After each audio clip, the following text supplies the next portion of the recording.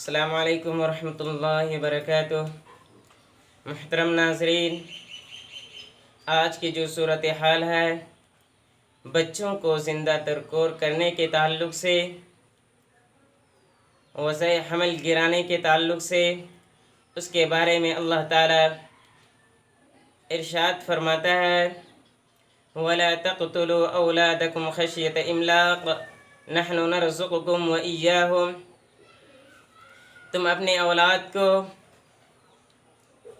فاقہ کشی کے ڈر سے قتل نہ کرو، تم اپنے اولاد کو مفلسی کے ڈر سے قتل نہ کرو، ہم تم کو بھی رزق دے رہے ہیں اور انہیں بھی رزق دیں گے۔ محترم ناظرین، جو آج کا صورتحال ہے بچوں کو پیٹ کے اندر روند دینے کا، انہیں ختم کر دینے کا، یہ ساری چیزیں اسلام آنے سے پہلے ہوا کرتی تھی۔ دور جاہلیت میں یہ سارے رواج تھے، مگر وہ دور جاہلیت اب وہ لگ رہا ہے کہ آ چکی ہے۔ محترم ناظرین، دور جاہلیت کا یہ رسم تھا، یہ رواج تھا، ان لوگوں کا ماننا تھا اگر امیروں کی یہاں بچیاں پیدا ہوتی تھی تو انہیں داماد بننے سے بالکل داماد بنانے سے وہ عار محسوس کرتے تھے، ذلت سمجھتے تھے، رسوائی سمجھتے تھے۔ اس کی بنا پہ انہوں نے اپنی بیٹیوں کو زندہ درکور کر دیا کرتے تھے، وہ اپنے بیٹی کو زندہ دفن کر دیتے تھے، اور غریب اس وجہ سے اپنے بچوں کو دفن کر دیا کرتے تھے کہ اگر زیادہ بچے ہوں گے وہ کہاں سے کھلائیں گے، خود غریب ہے، دو لوگ کھا نہیں پاتے ہیں ٹھیک سے، مگر دو بچے پیدا ہو جائیں تو کہاں سے کھلائیں گے۔ اس ڈر کی وجہ سے وہ اپنے بچوں کو زندہ دفن کر دیتے تھے، انہیں صفحہ ہستی سے مٹا دیتے تھے، ختم کر دیتے تھے۔ مگر وہ دور جاہلیت میں تھا، مگر نبی صلی اللہ علیہ وسلم جب اس دنیا میں مبعوث فرمائے اور دین اسلام کی تعلیم دی تو اسلام نے ان ساری چیزوں کو ختم فرمایا۔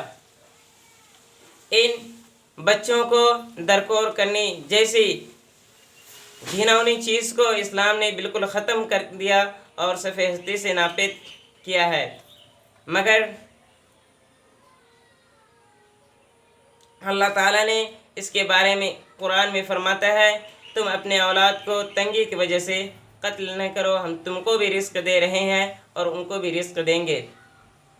اور اسلام نے بیٹیوں کو وہ مقام عطا کیا ہے، وہ مرتبہ عطا کیا ہے، اگر کوئی والدین اپنے 2 بیٹی یا 3 بیٹیوں کو اچھے ڈھنگ سے پرورش کرتا ہے، اپنے بیٹوں پہ ترجیح نہیں دیتا ہے، انہیں ذلت و رسوائی کی نگاہ سے نہیں دیکھتا ہے، اس کی پرورش اچھے ڈھنگ سے ہوتی ہے، اسلامی طریقے سے ہوتا ہے اور اسلامی شعار کے مطابق ہوتا ہے، اللہ کے فرمان اور رسول اللہ صلی اللہ علیہ وسلم کے طریقے سے کرتا ہے، اور جب وہ بالغ ہو جاتے ہیں اور ان کا شادی جو ہے ان کی شادی اچھے گھرانے میں کرا دیا جاتا ہے تو ایسے والدین کے لیے اللہ تعالیٰ فرماتا ہے وہ جنت میں داخل ہوگا۔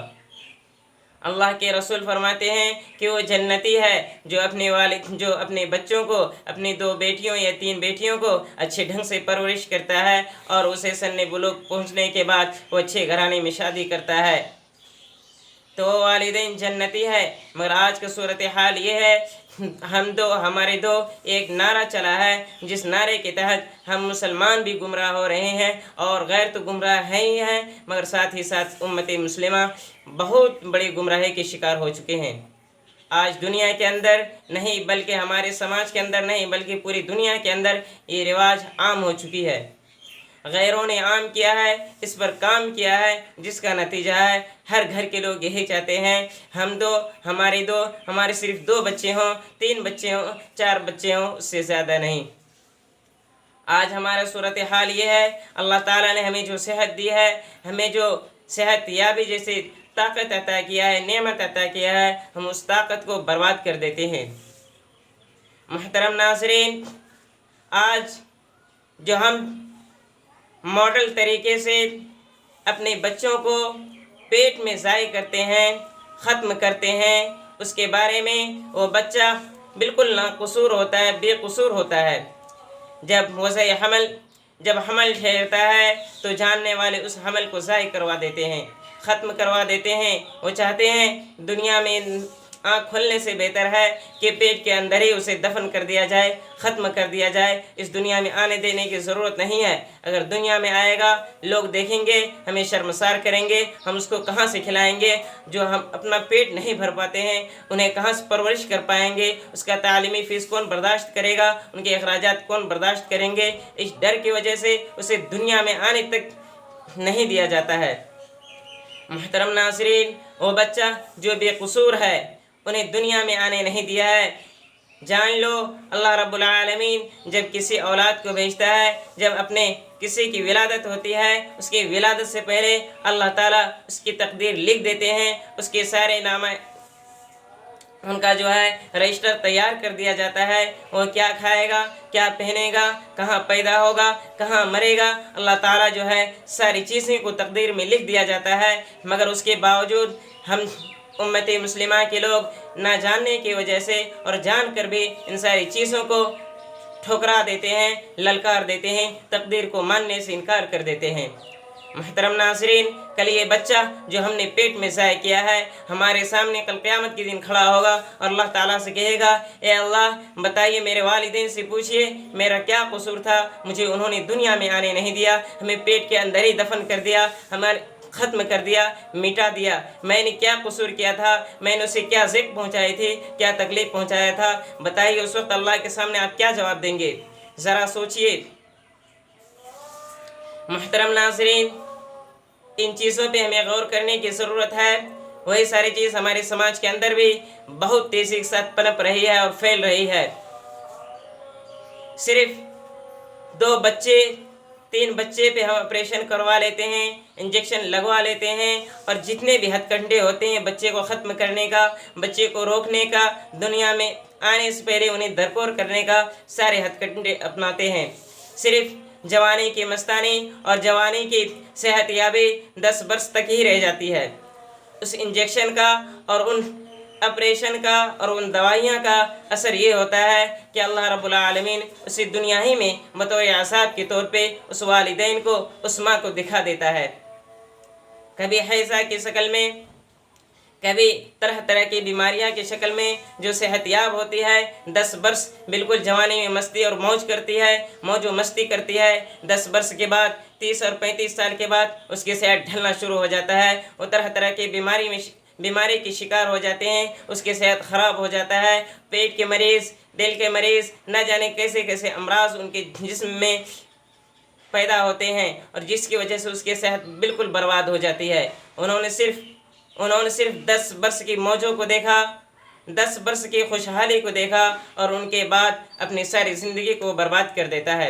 और अल्लाह की ये मार नहीं तो क्या है, ये अल्लाह का अज़ाब नहीं तो क्या है। अल्लाह ताला ऐसे लोगों को जो अपने बच्चों को दुनिया में आने से पहले ही दरकोर कर देते हैं, या दुनिया में आने के बाद दरकोर करते हैं, अल्लाह ताला उनको दुनिया में भी सज़ा देता है और आखिरत में भी सज़ा देगा।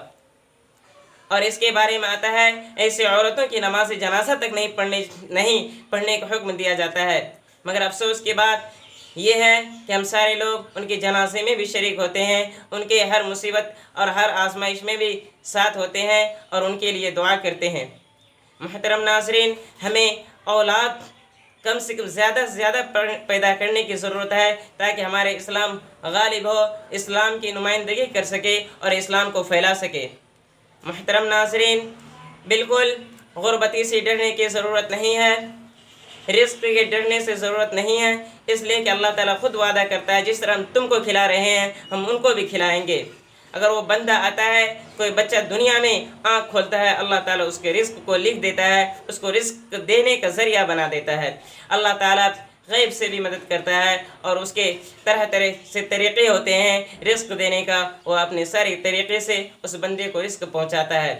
जो बच्चा रिस्क खाता है वो अपना खाता है, वो किसी का हक मार के नहीं खाता, किसी का हिस्सा छीन के नहीं खाता। अल्लाह ताला उसको दुनिया में आने से पहले, जब वो दुनिया में आता है, वो अपना रिस्क लेकर के आता है। मुहतरम नाज़रीन,